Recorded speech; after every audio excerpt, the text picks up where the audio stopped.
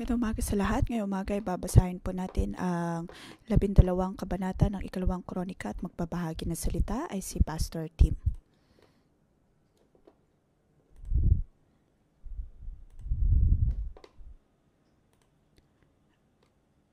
Mababasa natin ang paghahari ni Rehoboam.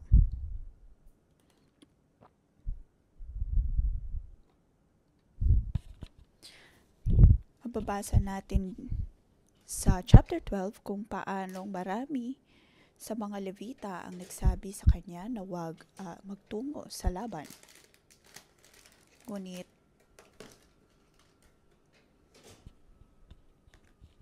at hindi naman din nagmalabis si Rehoboam sa kanyang mga gawi.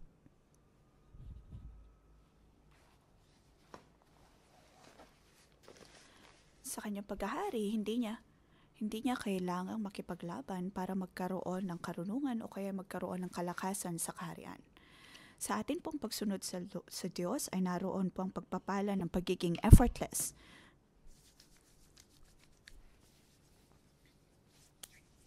Darating na lamang ang pagpapala dahil iyon ay biyaya ng Diyos. At makikita natin na dahil sa gawing ito ni Rehoboam, siya ay nakaranas ng 3 taon ng pagpapala.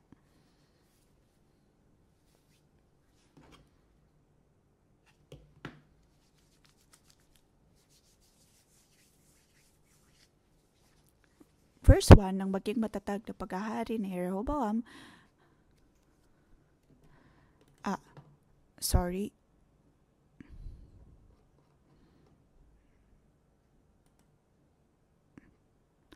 labing isang kabanata, unang bahagi, pagdating ni Rehoboam sa Jerusalem, tinipon niya ang mga lipi ng Judah at Benjamin. Pumili siya ng 180,000 mahusay na mandirigma upang salakayin ang 10 lipi ng Israel at ibalik sila sa kanyang kapangyarihan.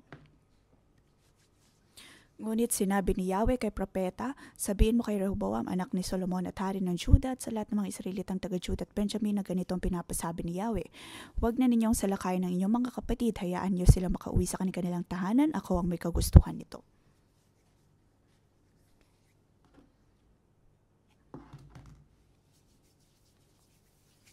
Makikita natin na si Rehoboam ay lumago bilang tao, naging mature, dahil kahapon sa chapter 10, pinili niyang makinig sa kanyang mga kababata at ito ay nagdulot ng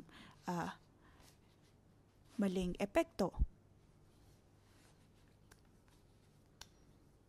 At iyon ang hindi tinig ng Diyos. Ngunit ngayon, sa chapter 11, makikita po natin na naging handa si Rehoboam na makinig.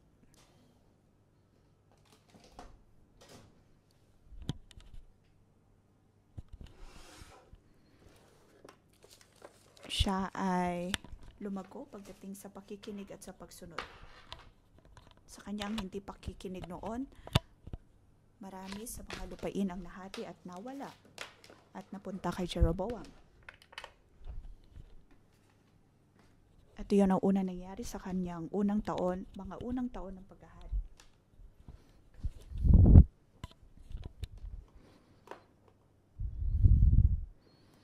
Maring sa mga panahon natin ngayon, masasabi po natin na ito'y political overturn dahil sa mga pagkakamali.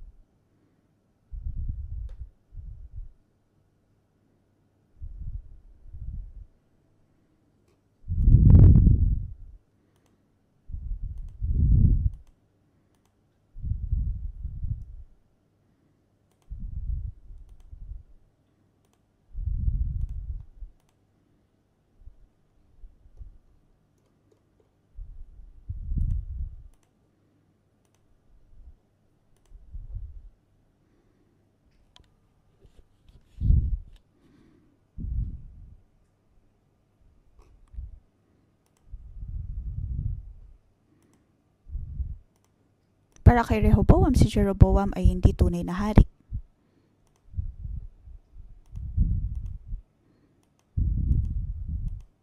Dahil para sa kanya, siya ay mga agaw ng kaharian.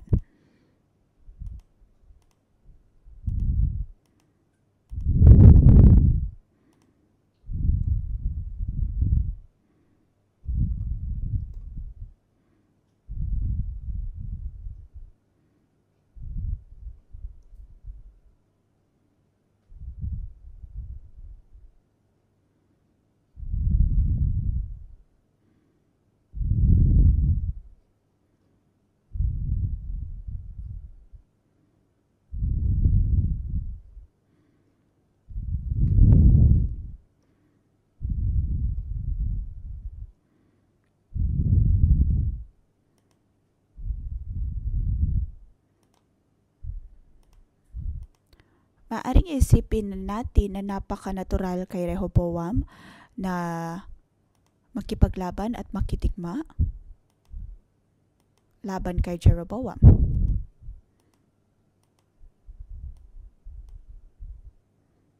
Ngunit matatandaan natin kung paano ang ilang mga gawin ni Rehoboam nung nakaraan ay naging dahilan sa paghahati ng kaharian.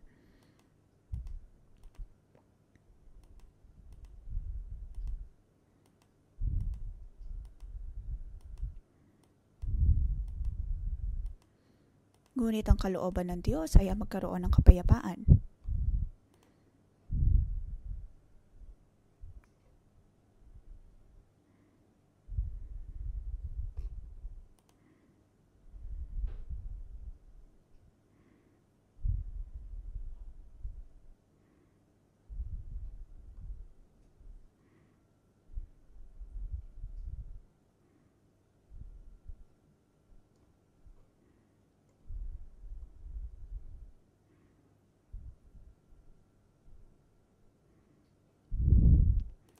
Ngunit ang Diyos ay mayroong ibang pananaw pagdating sa kaharian.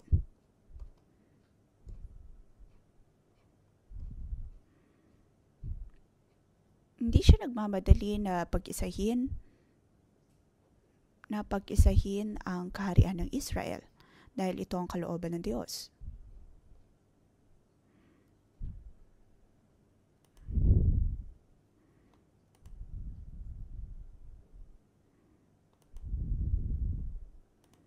Sa mga paghahating ito, makikita po natin ang isang katotohanan. Sa Northern Kingdom o sa Southern Kingdom, ang parehong ito ay mga kaharian ng Diyos, bahagi pa rin ng 12 tribo ng Israel.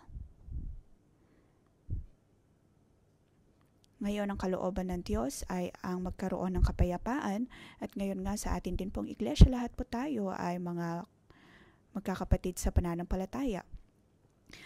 Ang tanong ay mayroon po ba tayong mga taong hindi nakakasundo? Maaaring sa pakiramdam ninyo ay kayo ang tama katulad ni Rehoboam. Kung titignan po natin ayon sa lohika, meron namang punto si Rehoboam. Dahil siya naman ang nararapat talaga na tagapagpana ng kaharian. Ngunit makikita po natin dito ang kalooban ng Diyos pagdating sa pag-aayos ng mga kaguluhan.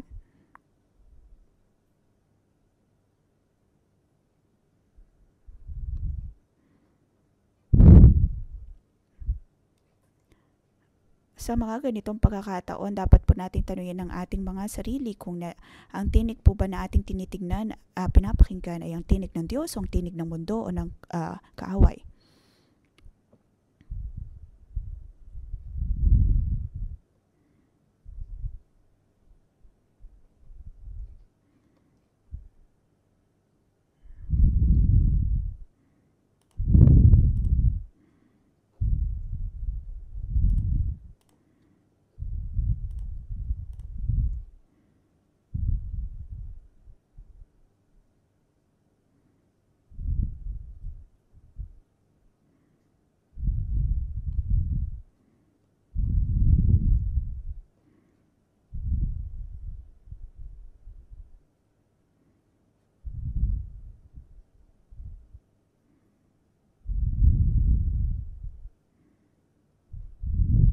Kahit na mayroong kaguluhan, pagkakagulo pagdating sa mga ugnayan, ang Diyos ay buhay pa rin. Kalooban niya na magkaisa pa rin ang lahat.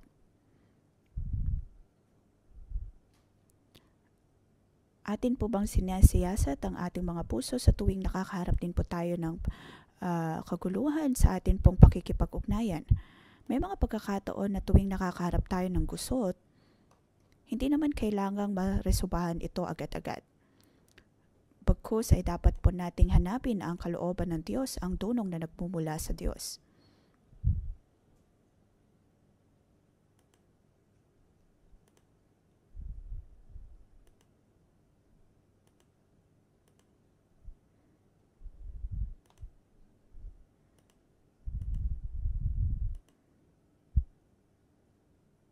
Kung hindi po maayos ang ating pakikipag-ugnayan sa iba, hindi natin kailangang atakihin ang iba. Halimbawa, ako ay hindi maayos ang aking relasyon kay Joey. Hindi ko kailangan sabihin sa lahat na, si Joey, ganito ang kanyang ginagawa, napakasama niya. Pagkatapos ay ipapakalat ang mga bagay na ito.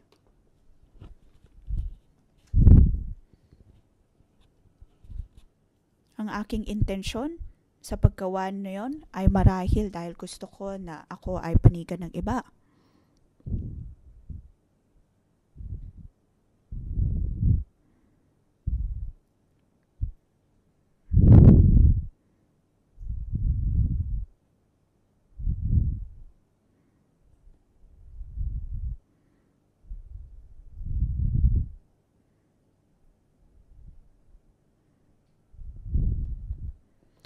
Ngunit kung sila ay handa na sumunod sa Diyos at hindi umatake ng iba, makikita natin na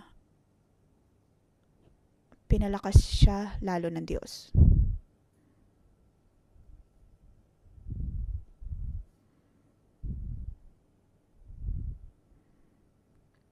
May mga pagkakataon na sa ating pagsunod sa Diyos, ang paggawa ng mas kakaunti ang siyang mas nakakabuti.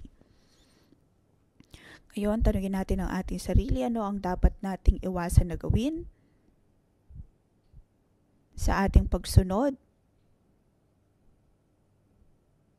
Magkakaroon ng pagpapala. Kung pipiliin natin ang ating kagustuhan, higit pang magkakaroon ng problema.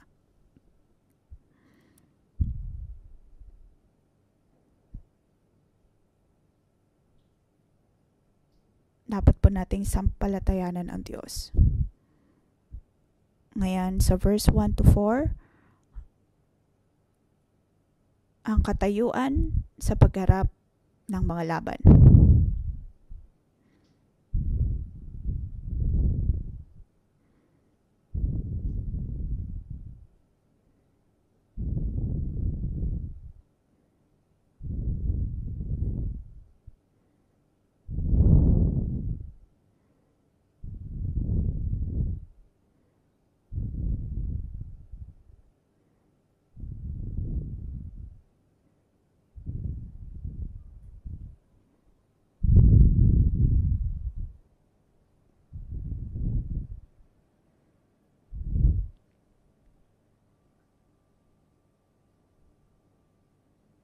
Verse 5, sa Jerusalem tumira si Rehoboam at pinalagyan niya ng mga pader mga lungsod na ito sa Judah at Benjamin.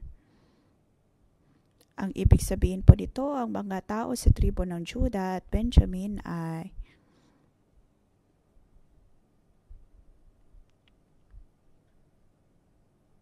mahalaga.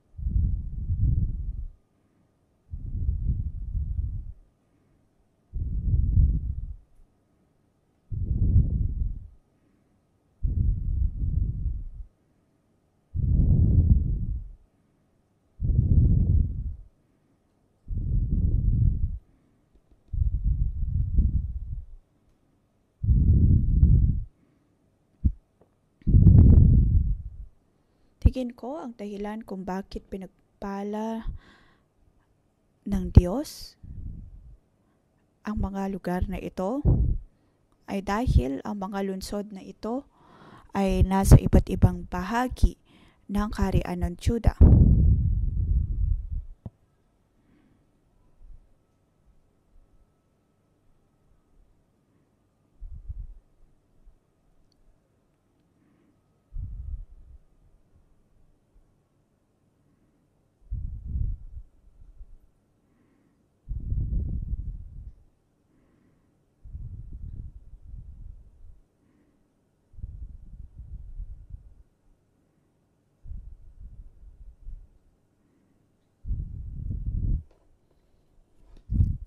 Ang lahat ng ito ay ginawa niya dahil sa banal na takot na mayroon siya sa Diyos. Kaya naman, ang tribo ng Juda at Benjamin ay kanya. Makikita po natin dito ang isang bagong pananaw.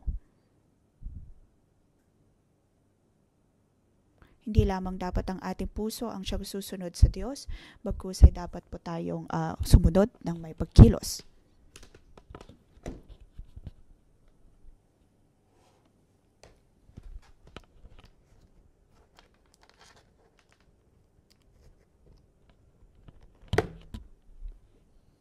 Huwag po nating isipin na basta lamang tayo maghihintay ng walang ginagawa.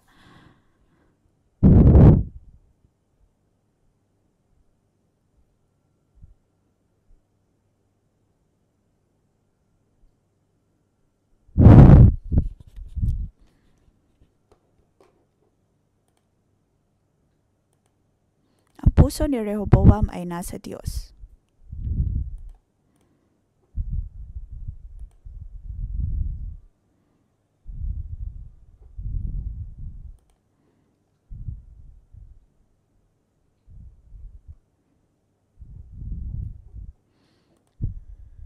Dito, dapat pa tayong maging responsable sa mga bagay na dapat po nating gagawin.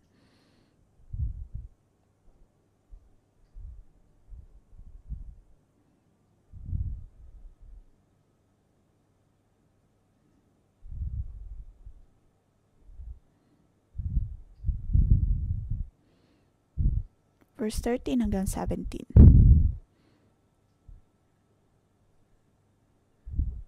Ang determinasyon ng mga Levita.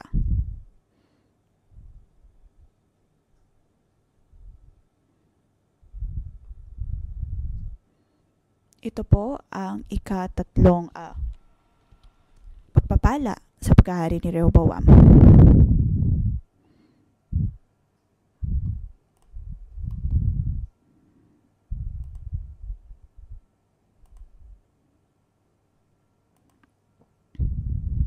Verse 13, ang mga pari at mga Levita sa iba't ibang mga distrito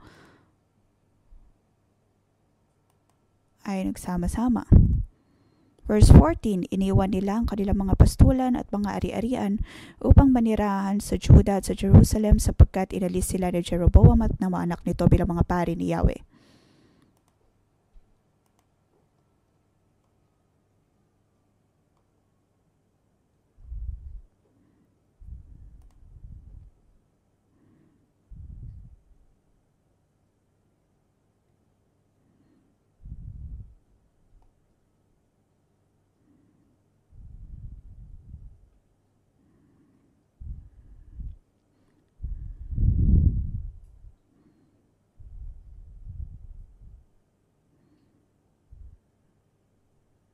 Nabanggit ang mga pastulan na ito dahil si Jeroboam ay nagtayo ng mga matataas na lugar sa tibok na bahagi ng kaharian.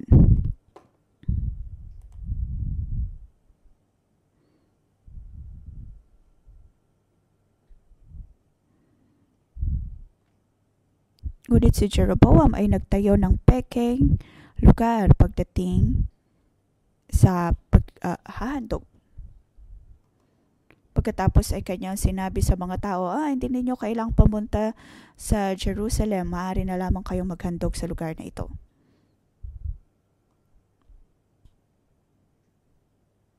Ngunit ngayon ang mga Levita ay hindi sumunod dito dahil napakaklaro sa salita ng Diyos na ang tanging lugar na pinili ng Diyos upang sila'y makapaghandog ay nasa templo ng Jerusalem. Kaya naman ang mga pari, ang mga Levita ay lumipat sa Jerusalem. At hinayaan itong mangyari ni Rehoboam.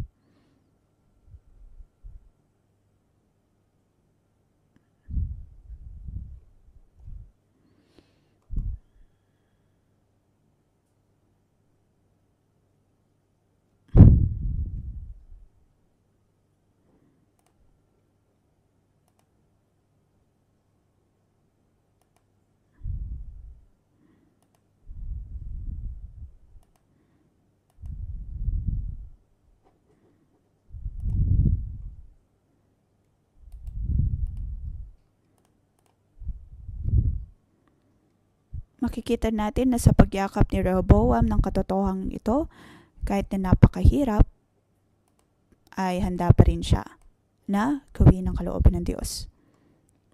Para po sa atin ngayon na nagtatrabaho sa marketplace, handa po ba tayo na pagbayaran kung ano man ang kinakailangan nating isakripisyo upang manatili sa katotohanan?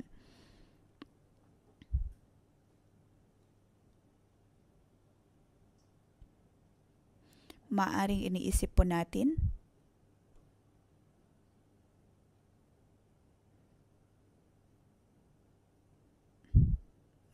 maaring iniisip po natin na hindi karapat-dapat ang mga Levita na kilala natin.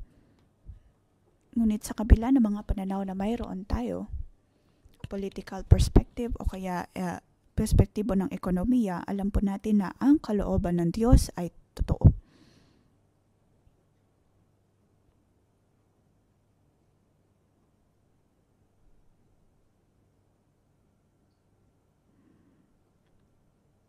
So verse 17, dahil dito pinatatag nila ang kaharian ng Juda at pinatibay ang kapangyarihan ni Rehoboam na anak ni Solomon sa loob ng 3 taon, sapagkat sumusunod sila sa magandang halimbawa ni David at ni Solomon.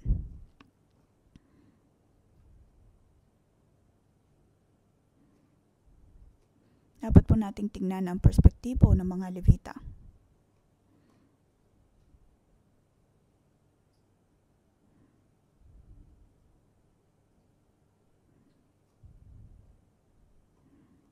Nakikita po natin na bilang mga Levita, dapat po nating isakripisyo o kaya isuko kung ano man ang mayroon tayo at magdesisyon ayon sa kalooban ng Diyos. Makikita natin ang mga Levita dito sa kabanatang ito na sila ay nanindigan sa kalooban ng Diyos kahit pa ayon sa pananaw ng mundo, ayon sa pananaw ng ekonomiya at ng pinansyal na problema ay napakahirap nito.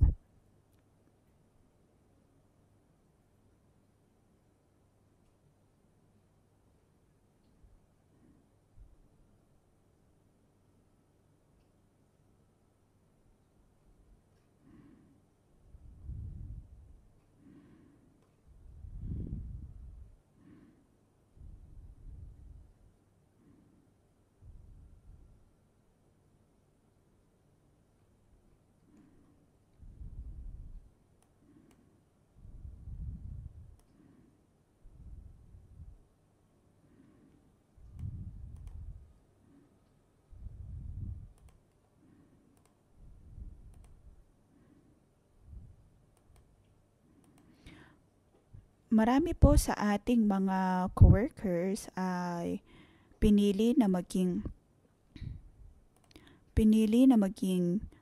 coworker, iniwan ang kanilang mga trabaho na may matataas na sahod upang maglingkod sa Diyos.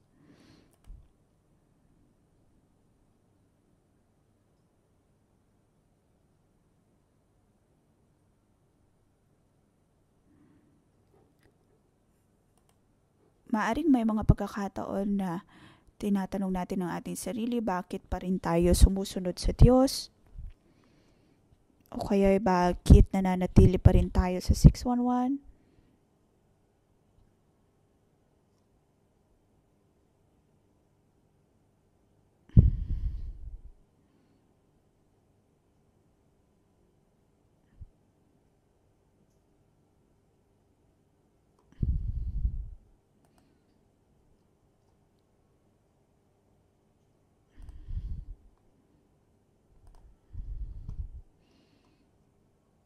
Ngunit dapat po nating sampalatayanan ng Diyos. Katulad ng mga Levita, lahat ay parte ng kalooban ng Diyos.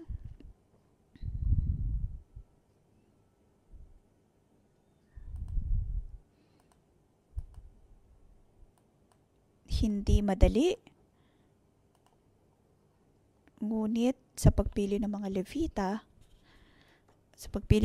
sa pagsunod ng kalooban ng Diyos, iyon ay nagdadala ng malaking pagbabago. Sa verse 16, sabi po dito, subalit mula sa lahat ng lipi, may mga tapat na lingkod si Yahweh, ang Diyos ng Israel. Sila ay sumunod sa mga pari at mga Levitang pumupunta sa Jerusalem upang magandog kay Yahweh, ang Diyos ng kanilang mga ninuno. Makikita natin na marami ang ayaw sumunod o kaya ayaw na maghandog sa Diyos. Ngunit ang mga Levita ay nanatili pa rin sa pagtulog sa Diyos at pagsamba sa Diyos ng Israel.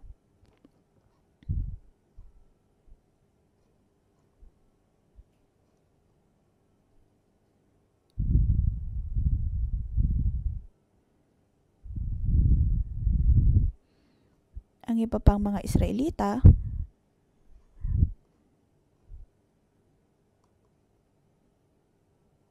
ay hindi makapagpuri doon dahil marami pa rin sa mga ibang mga pari ang hindi lumipat.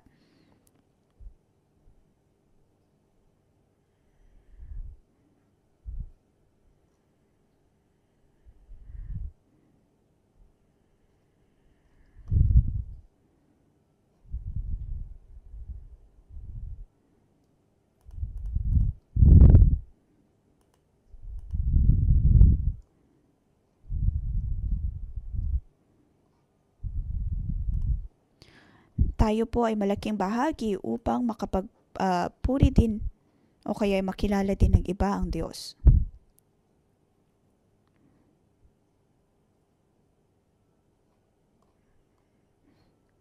Sa panahon po natin ngayon, maaring hindi po natin pinaglilingkuran ng Diyos katulad ng mga Levita na ginagawa ito full-time, ngunit maaring tayo din ay mga pari sa atin pong mga sari-sariling tahanan.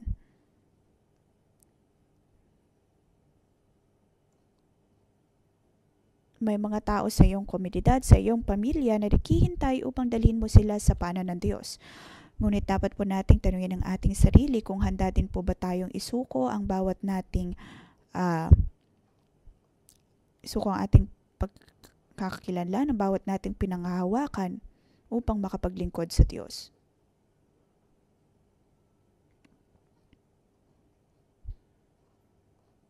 Madadalaw din po natin ang presensya ng Diyos sa atin pong mga pamilya.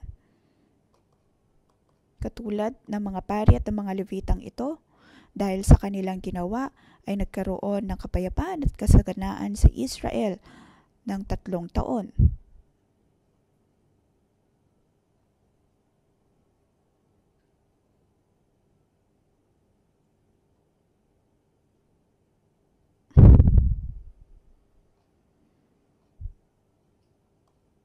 Kaya naman dapat po natin siyasatin ang ating mga puso kung tayo nga po ba ay mga taong tunay na sumusunod sa Diyos. Sunod, verse 18 hanggang 23. Tungkol po ito sa pamilya ni Rehoboam.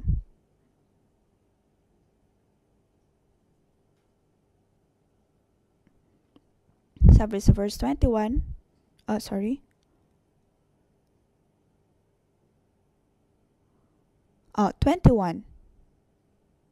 18 ang naging asawa ni Rehoboam at 6 na po ang kanyang asawang lingkod.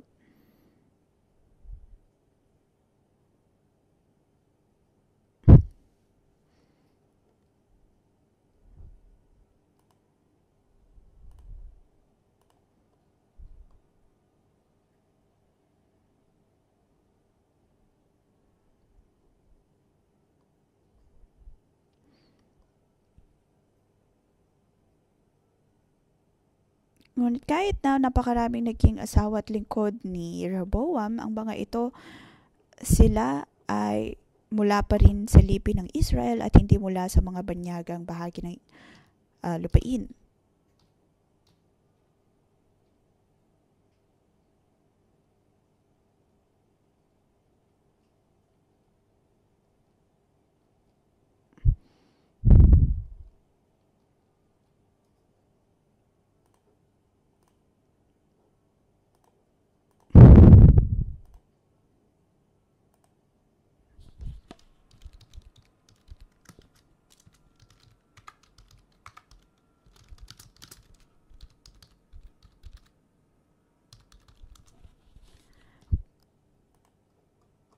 Kung sa ikasampung kabanata ay nabasa po natin na hindi ang mga maling desisyon na ginawa ni Rehoboam, ngunit pagdating sa chapter 11 ay makikita naman natin ang magagandang ginawa niya sa kanyang paghahari.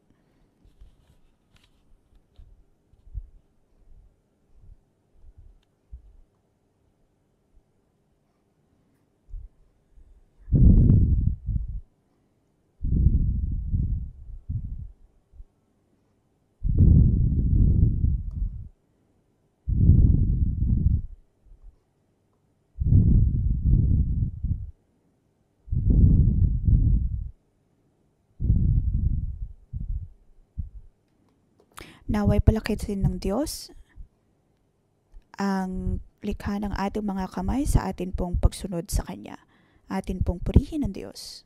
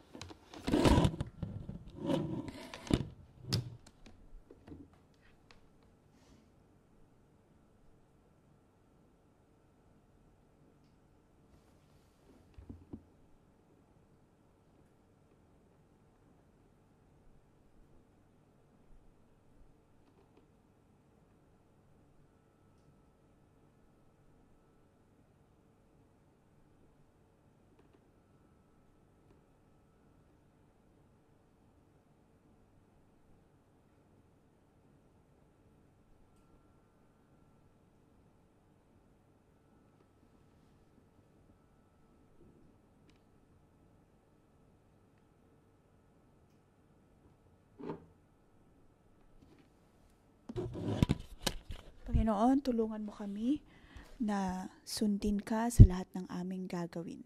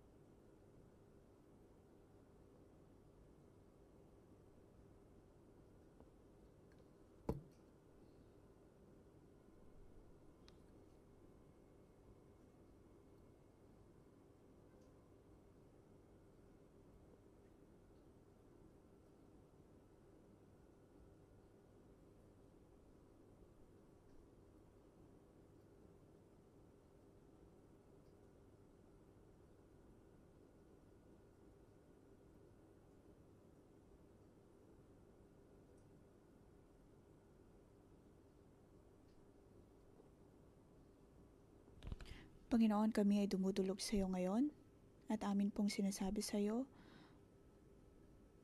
na handa kaming matuto kay Jeroboam at nais naming isuko ang bawat naming kalooban para masunod ang kalooban mo.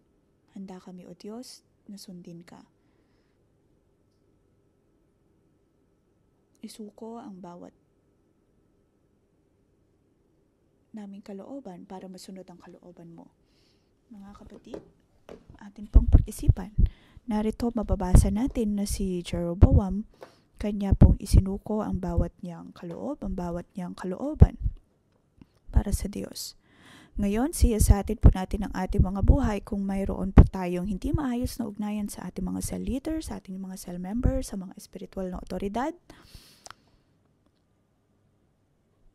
Napakiramdam natin ito'y mga tinik sa atin pong mga buhay. Siyasatin natin kung pinakikinggan po ba natin ang ating tinig ng kaaway o tinig ng Diyos.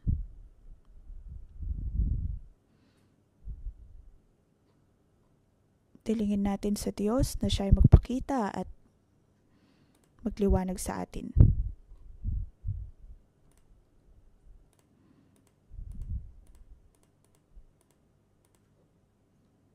Banal na Espiritu, naway tulungan mo kami. Naway magliwanag ang iyong buhay sa amin.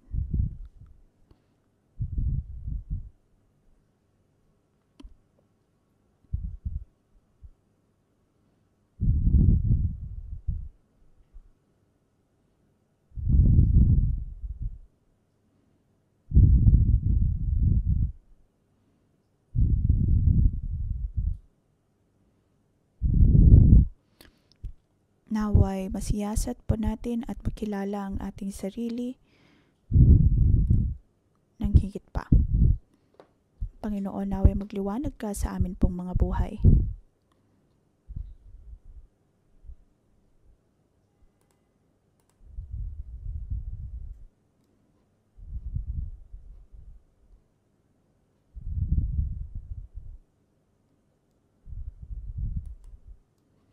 Sa aking pananalangin, nakikita ko ang dalawang panig na nagtuturoan at pinapagalitan ng bawat isa.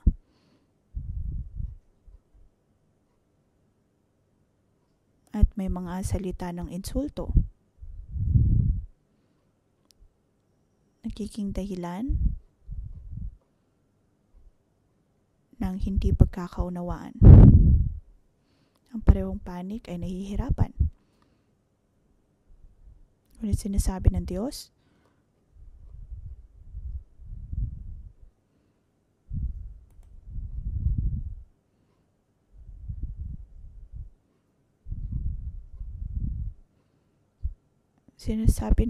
na atin pong ipagkaloob ang lahat sa Diyos.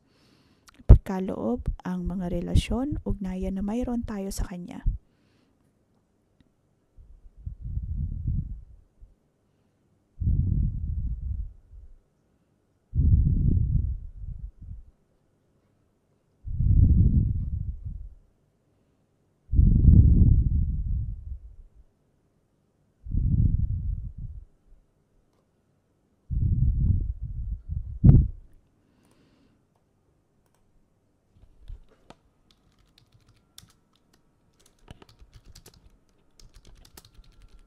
Kung tayo po'y nahihirapan sa ating mga ugnayan,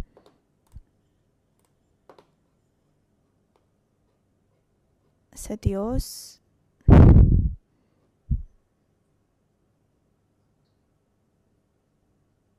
maging handa po tayo na ipagkaloob ang lahat sa Diyos. Tayo po'y manalangin.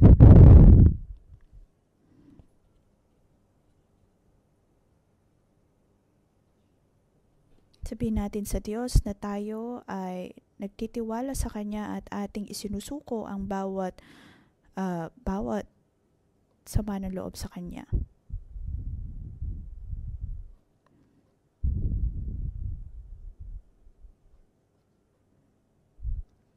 Panginoon,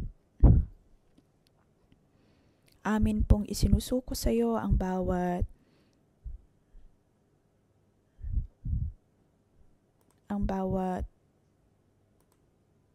may hirap na ugnayan na mayroon kami. Alam namin, O Diyos, na Ikaw ang patuloy na tutulong sa amin. Ikaw ang magliligtas sa amin sa bawat sama ng loob, sa bawat kaguluhan. Panginoon, handa naming isuko ang lahat ng ito. Panginoon, tulungan mo kami.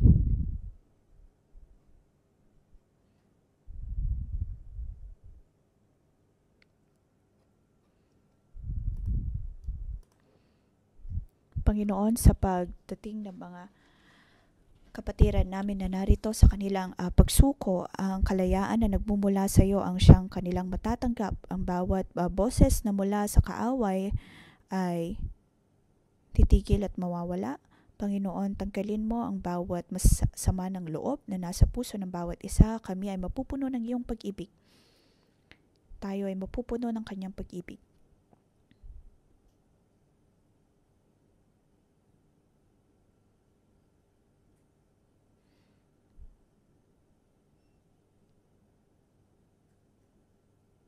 Atin pong harapin ang mga ugnayan ng ito ng may pananampalataya.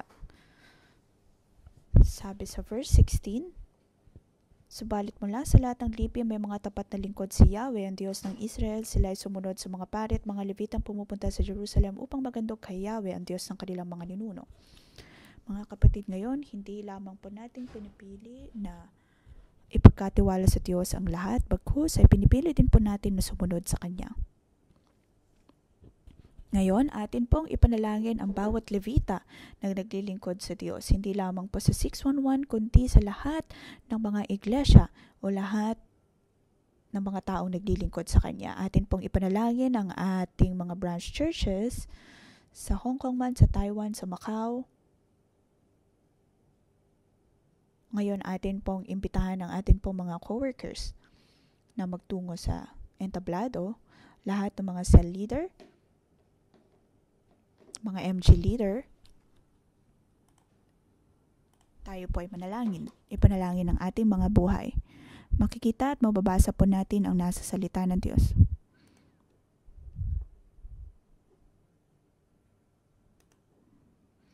Ngayon, nais po ba natin ang kapayapaan sa ating mga bansa? Makikita o kaya nais po ba natin ang kasaganaan? Kaya kayong mga Levita ay napakahalaga. May mga pagkakataon na pakiramdam natin hindi tayo importante. Ngunit naroon ang pagpapala na nagmumula sa Diyos. Atin pong ipanalangin ang ating mga puso.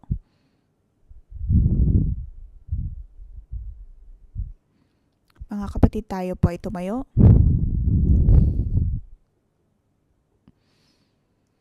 Ipanalangin po natin ang lahat ng mga naglilingkod sa Diyos.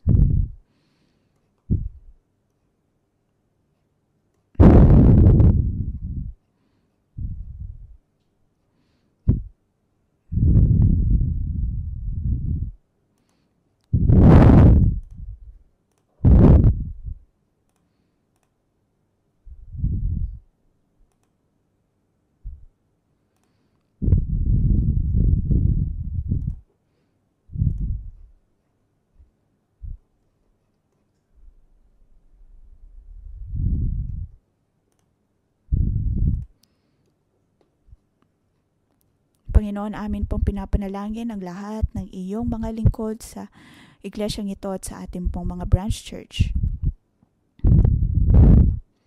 Bigyan mo kami, O Diyos, ng pananampalataya at determinasyon na patuloy kang hanapin at sundin ang iyong kalooban. At hindi matakot. Panginoon, sa lahat ng mga naglilingkod sa iyo, mula kay Pastor Joshua hanggang kay Simo, sa lahat sa mga nasa media team, Panginoon, minamahal ka namin. Ang nais namin ay ang paglingkuran ka kahit anuman pong mga unos na amin pong maharap. Tulungan mo kami, O Diyos, na maging matatag ang amin pong mga puso ay para sa iyong kalooban. Tulungan mo kami, O Diyos, na pakawalan ang bawat naming kagustuhan. Pakawalan, O Diyos, ang aming mga personal na kalooban. Tulungan mo kami, O Diyos, na sundin ang iyong kalooban. Sa amin pong paglilingkod sa iyo, alam namin, O Diyos, na ang aming mga bayan ay mapapalakas. Panginoon, pinapanalangin namin na magkaroon din ng maayos na kalagayan sa amin pong mga political na problema, sa mga ekonomiya, sa pinansyal. Panginoon, ang nais namin ay ang tumulog sa iyo. Ngayon ay nakaharap po ang mga Levita. At makikita po natin mga kapatiran natin na dumadalaw sa pang-umagang debosyon. Maaari sana nilang piliin na gumawa ng ibang mga bagay, ngunit narito pinili nila na dumulog sa Diyos, sa presensya ng Diyos. Ngayon ay ipapanalangin po ng mga coworker, mga kapatiran na ito.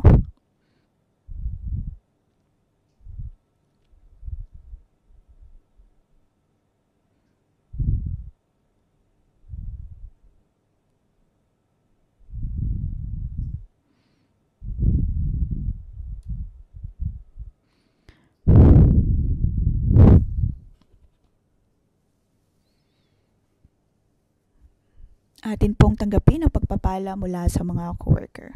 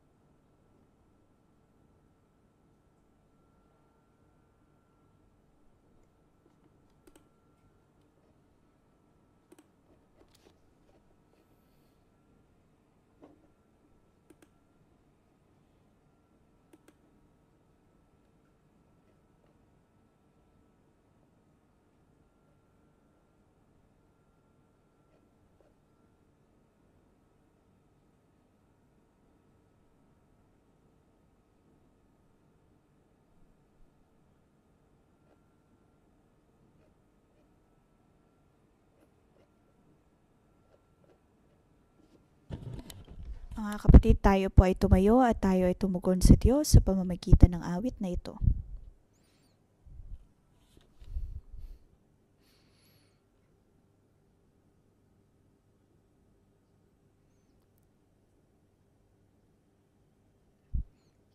Atin pong ipaklama sa Diyos.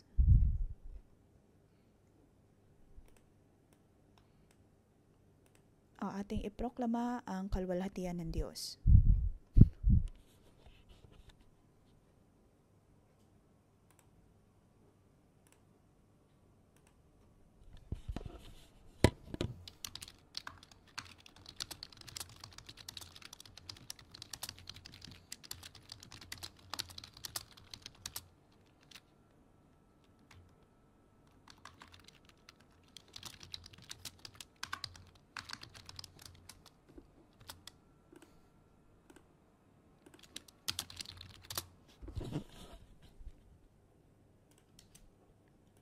Mga kapatid, atin pong itaas ang ating mga kamay. Sa ngalan ng Panginoong Yesus, kayo ay aking pinagpapala. Sa inyong mga buhay, kahit na napakaraming mga tao ang nakagawa ng mali sa inyo o kaya nagpanta sa inyo ng mali, pinahiya kayo, ngunit naway manatili kayong maging malakas dahil pinili ninyo na hanapin ang Diyos. Sa ngalan ng Panginoong Yesus, kayo ay aking pinagpapala kung kayo man ay nakagawa ng mali sa iba. At sa inyong mga puso ay nakakaramdam kayo ng sama ng loob o o kaya ay sinisisi ninyo ang inyong sarili at ramdam pa rin ninyo ang guilt na ito, naway magkaroon kayo ng kalakasan na makipagkasundo. Sa ngalan ng Panginoong Yesus, naway ang inyong puso ay maging mabuti o kaya ay maging tuwid ayon sa kalooban ng Diyos. At saan man kayo magpunta, dama ng lahat ang inyong pag-ibig, ang inyong kabutihan. Sa ngalan ng Panginoong Yesus, sa lahat, bawat araw ng inyong buhay, inyong hahanapin ng Diyos at iyon siyang susundin. Naway mahalin ninyo ang Diyos hanggang sa kanyang muling pagbabalik. Sa ngalan ng Panginoong Hesus, kayo ay aking pinagpapala.